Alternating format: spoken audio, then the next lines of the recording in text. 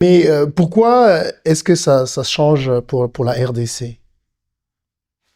Il y a pas encore de loi. Enfin, j'ai pas vu d'initiative pour que ça passe par une loi en RDC. C'est la raison pour laquelle l'un des blocages que nous connaissons, c'est l'opacité autour de la question.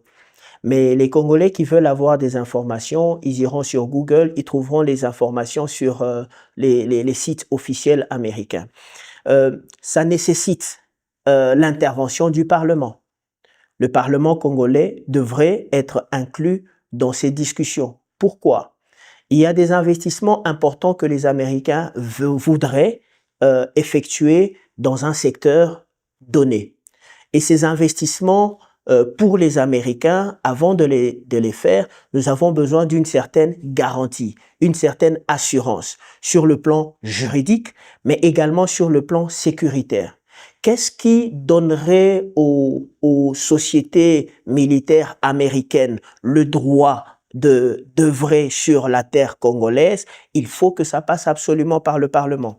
À moins que nous ne voulions faire le cow-boy. C'est que les Américains n'acceptent pas non plus.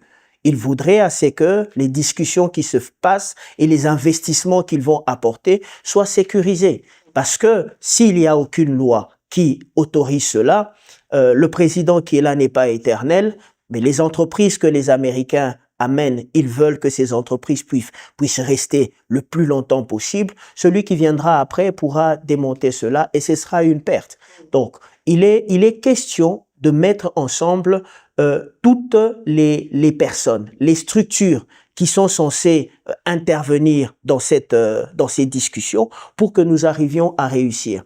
Il y a des pays qui ont réussi à avoir déjà et à obtenir déjà des signatures des contrats avec les États-Unis et qui ont reçu également les fonds pour pouvoir avancer.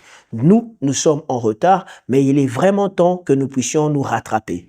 Alors, est-ce que ce deal, soyons concrets, soyons vrais.